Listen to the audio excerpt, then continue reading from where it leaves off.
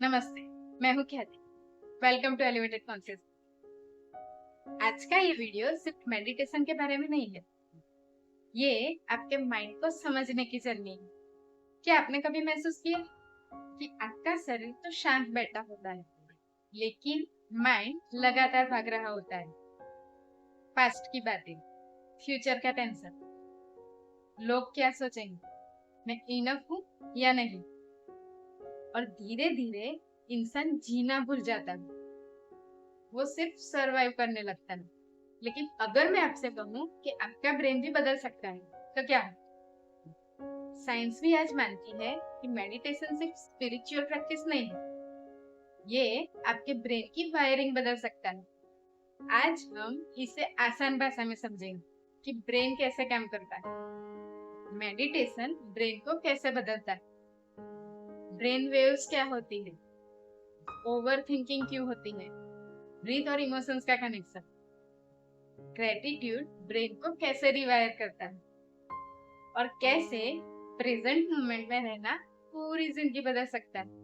तो एक गहरी सांस लीजिए और अपने शोल्डर्स को रिलैक्स कीजिए और इस जर्नी में पूरी तरह प्रेजेंट हो जाइए। आज इंसान फिजिकली इतना टायर्ड नहीं होता जितना मेंटली एग्जॉस्टेड होता है, क्योंकि हमारा माइंड कभी रुकता ही नहीं। एक थॉट खत्म नहीं होता कि दूसरा शुरू हो जाता है।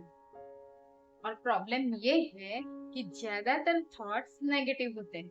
अगर मैं फेल हो गया तो, अगर उसने मुझे छोड़ दिया तो, अगर फ्यूचर खराब हुआ तो, धीरे धीरे बॉडी स्ट्रेस मोड में चली जाती है। भले ही सामने कोई स्ट्रेस ना हो, भले ही सामने कोई डेंजर ना हो, और यही मॉडर्न स्ट्रेस। आइए अब आसान भाषा में समझते हैं कि ब्रेन कैसे काम करता है। हमारे ब्रेन में ब्रेन स्टेम होती है, इसे सर्वाइवल ब्रेन कहते हैं। ये ब्रेन का सबसे पुराना हिस्सा है। इसका काम है ब्रीदिंग, हार्ट बीट कंट्रोल करना और डेंजर से बचाना। अगर अचानक आपके सामने कोई गाड़ी आ जाए तो आप इंस्टेंटली हट जाते हैं। क्यों?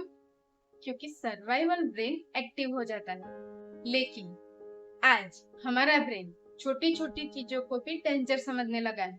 कोई लेट रिप्लाई करता है तो एंजाइटी बढ़ जाती है, कोई ओपिनियन देता है तो फियर बढ़ जाता है, फ्यूचर की चिंता मतलब स्ट्रेस बढ़ जाता है।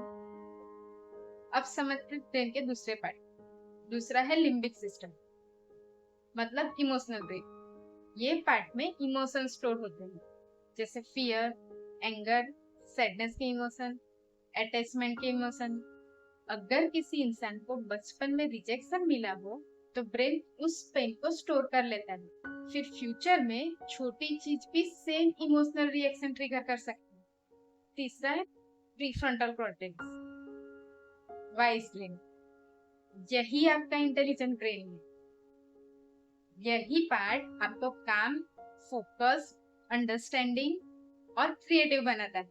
लेकिन स्ट्रेस के समय ये हिस्सा कमजोर हो जाता है और इमोशनल ब्रेन कंट्रोल लेने लगता है। मेडिटेशन इन तीनों हिस्सों में बैलेंस लाता है।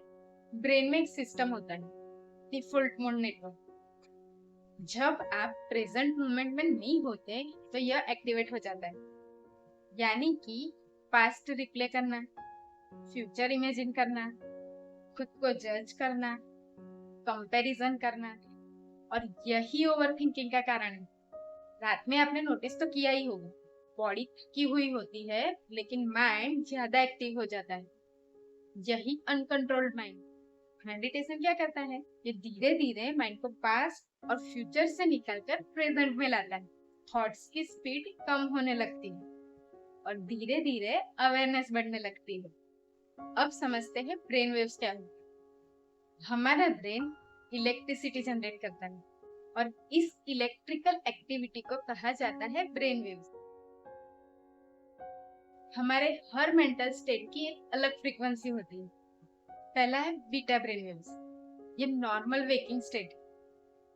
जब आप स्ट्रेस में होते हो, ज्यादा सोच रहे हो या टेंशन में हो, तब बीटा वेव्स एक्टिव होती है। इससे ओवरथिंकिंग, एंजाइटी, रेस्टलेसनेस आती है। बहुत लोग पूरे दिन हाई बीटा स्टेट में रहते हैं। दूसरा है अल्फा वेव्स, जब आप मेडिटेशन शुरू करते हो, नेचर को देखते हो, म्यूजिक सुनते हो और डीप ब्रीदिंग करते हो, तो ब्रेन अल्फा स्टेट में आता है। इससे कामनेस आती है, बॉडी रिलैक्स होने लगती है, क्रिएटिविटी बढ़ती है और हीलिंग होने लगती है। मेडिटेशन की शुरुआत में अक्सर अल्फा वेव्स बढ़ती है। तीसरी वेव है थीटा वेव। डीप मेडिटेशन में थीटा वेव्स बढ़ने लगती है। ये वेव्स सबकॉन्शियस माइंड से जुड़ी होती है। इससे इमोशनल हीलिंग होती है, डीप रिलैक्सेशन मिलता है, इंट्यूशन पावर बढ़ती है और इनर अवेयरनेस आती है। यहीं पर कई लोग डीप पीस फील करते हैं। चौथा है डेल्टा। ये डीप स्लीप वेव्स है। इस वेव से बॉडी रिपेयर होने लगती है, बॉडी में रिकवरी आने लगती है और डीप हीलिंग होती है। अगर स्लीप अच्छी ना हो तो ब्रेन प्रॉपरली रिकवर नहीं कर पाता। फिफ्थ है गामा वेव्स। अब सबसे पावरफुल, कुछ एडवांस मेडिटेटर्स में हाई गामा एक्टिविटी देखी गई है। इससे इंटेंस फोकस बढ़ता है, हाइटेंड अवेयरनेस आती है, कंपेंशन आती है, क्लैरिटी बढ़ती है और बॉडी डीप प्रेजेंस मोड में चली जाती है। यानी कि ब्रेन हार्मनी में काम करता है।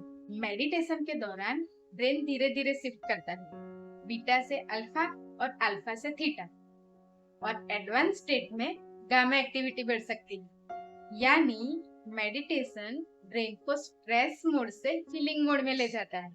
अब ब्रीदिंग की बात करते हैं। ब्रीथ सिर्फ ऑक्सीजन नहीं है, ब्रीथ आपके नर्वस सिस्टम का रिमोट कंट्रोल है। आपने महसूस तो किया ही होगा, जब आप डरते हो तब आपकी सांस तेज हो जाती है, जब आप शांत होते हो तो सांस गहरी हो जाती है। यानी कि इमोशन बदलो तो ब्रीथ बदलती है। लेकिन साइंस ये भी कहती है, ब्रीथ बदलो तो इमोशन भी बदल सकता है। अब एक छोटी सी प्रैक्टिस कीजिए। 4 सेकंड तक सांस अंदर लीजिए। 1 2 3 4, होल्ड कीजिए। अब धीरे धीरे 6 सेकंड तक उसे छोड़िए। 6 5 4 3 2 1। फिर से दोहराइए, सांस अंदर। 1 2 3 4, होल्ड। 1 2 3 4, धीरे धीरे छोड़िए। 1 2 3 4 5 6। इससे धीरे धीरे बॉडी को सिग्नल मिलता है अब डेंजर नहीं है और नर्वस सिस्टम रिलैक्स होने लगता है। अब बात करते हैं ग्रेटिट्यूड की।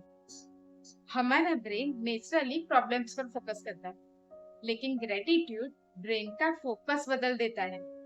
जब आप जेन्युइनली थैंकफुल फील करते हो तो ब्रेन नए न्यूरल पाथवेज बनाता है। धीरे धीरे आपका अटेंशन नेगेटिविटी से पॉजिटिविटी की तरफ शिफ्ट होने लगता है।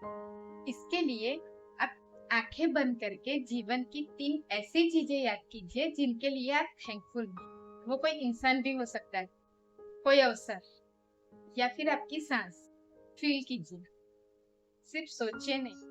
तो रेगुलर मेडिटेशन से स्ट्रेस हार्मोन्स कम हो सकते हैं, फोकस इंप्रूव हो सकता है, स्लीप बेहतर हो सकती है, इमोशनल बैलेंस बढ़ सकता है और नर्वस सिस्टम काम हो सकता है। और धीरे धीरे इंसान रिएक्ट कम करता है और अवेयरनेस से जीना शुरू करता है। बहुत लोग पूरी जिंदगी सरवाइव करते रहते हैं। सुबह उठो, काम करो, स्ट्रेस लो, फोन स्क्रॉल करो और सो जाओ, लेकिन फिर भी भीतर से एम्प्टी फील करते हैं। क्यों? क्योंकि उन्होंने अपने इनर वर्ल्ड को समझा ही नहीं। मेडिटेशन दुनिया से भागना नहीं सिखाता, ये आपको दुनिया के बीच में शांत रहना सिखाता है। अगर ये वीडियो आपको हेल्पफुल लगा हो तो इसे उन लोगों तक जरूर पहुंचाएं जो स्ट्रेस या ओवर थिंकिंग से गुजर रहे हैं। और याद रखिए, मेडिटेशन कोई एस्केप नहीं है, ये अपने असली सेल्फ तक लौटने की जर्नी है। तो हर रोज डीप ब्रीदिंग, मेडिटेशन और ग्रेटिट्यूड जरूर फील कीजिए। धन्यवाद।